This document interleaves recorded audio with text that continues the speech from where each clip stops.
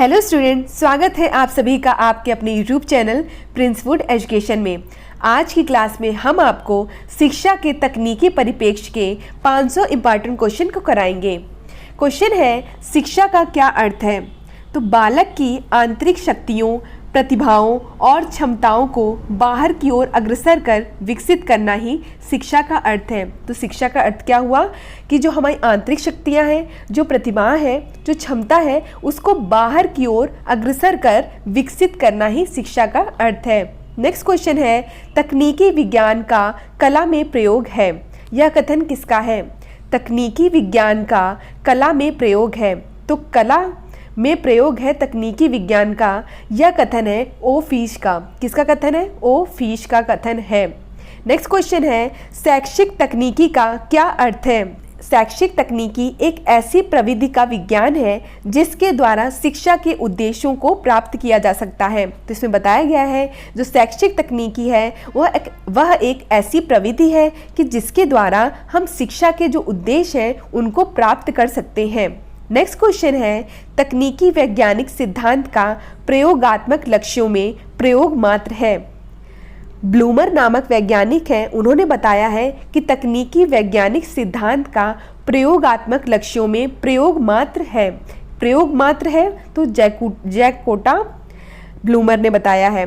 तकनीकी विज्ञान का कला में प्रयोग है, कला में प्रयोग को बताया है ओ फिश ने। और वैज्ञानिक सिद्धांत का प्रयोगात्मक लक्ष्यों में प्रयोग मात्र है, वह तकनीकी डेफिनेशन बताई है उन्होंने कि तकनीकी जो है वो वैज्ञानिक सिद्धांत का प्रयोगात्मक लक्ष्यों में प्रयोग मात्र है। तो वह जैकेटा ब्लूमर ने बताया है। नेक्स्ट है, ज्ञान के व्यवहार में विनियोग की प्रक्रिया ही शैक्षिक तकनीकी है। विनियोग की प्रक्रिया, ज्ञान शैक्षिक तकनीकी इन्होंने डेफिनेशन दी है। किसने? बूटर ने दी है। बूटर ने कहा है कि व्यवहार में विनियोग की जो प्रक्रिया है वही शैक्षिक तकनीकी है। किसकी प्रक्रिया? विनियोग की प्रक्रिया। कला को जो प्रधानता देगा वो ऑफिस हो जाएगा।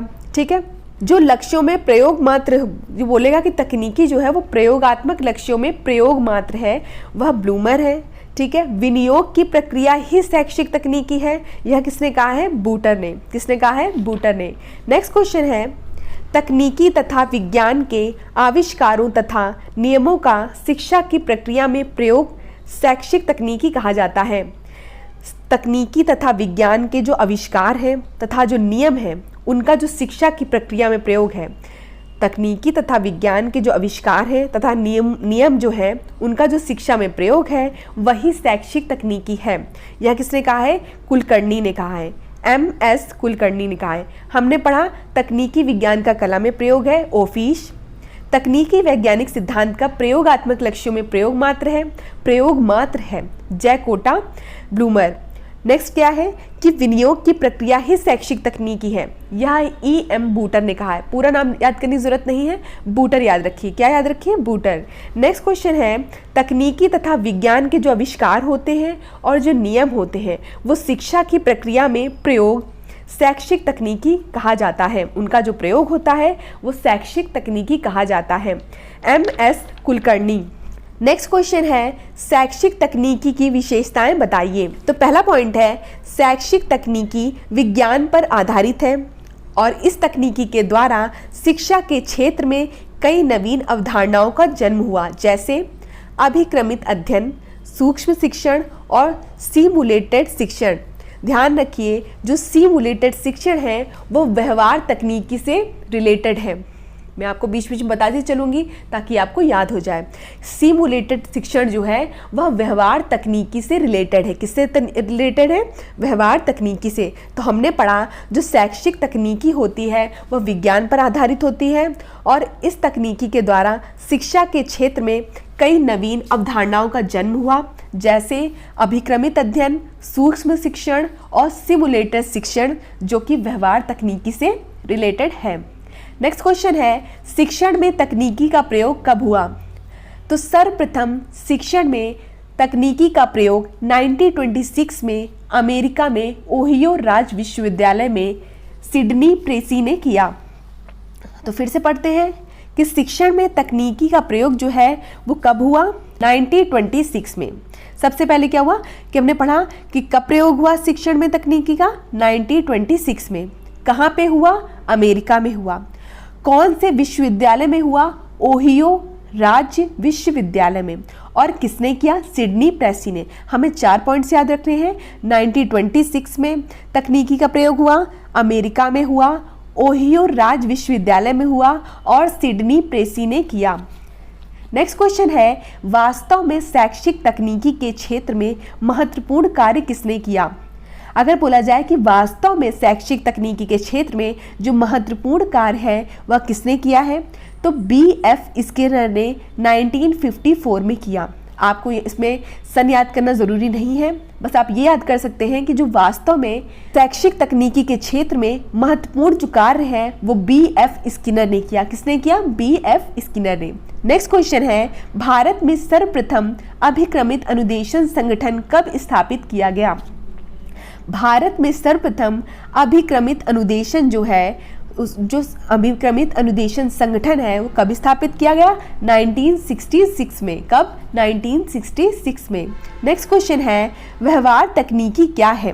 मैंने आपको बताया था व्यवहार तकनीकी से क्या रिलेटेड है? सिमुलेटेड शिक्षण जो है वो व्यवहार तकनीकी से रिलेटेड है।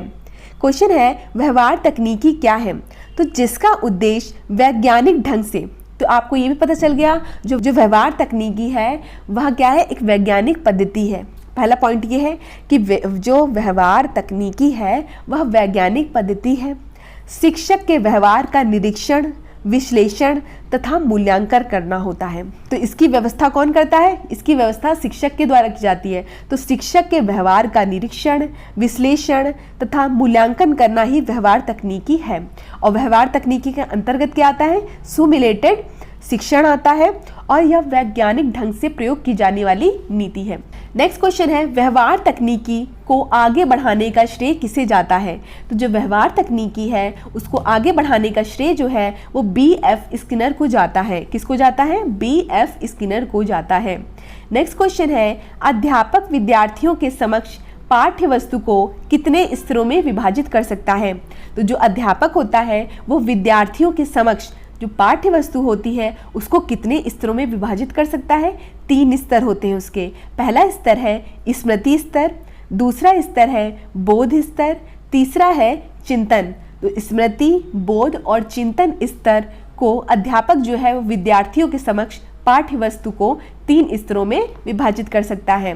नेक्स्ट क्वेश्चन है, व्यवहार तकनीकी की विशेषताएं बताइए। तो जो व्यवहार तकनीकी का लक्ष्य क्या होता है? क्रियात्मक पक्ष का विकास करना होता है। तो व्यवहार तकनीकी जो होती है वो वैज्ञानिक ढंग से अपनाई गई नीति होती है।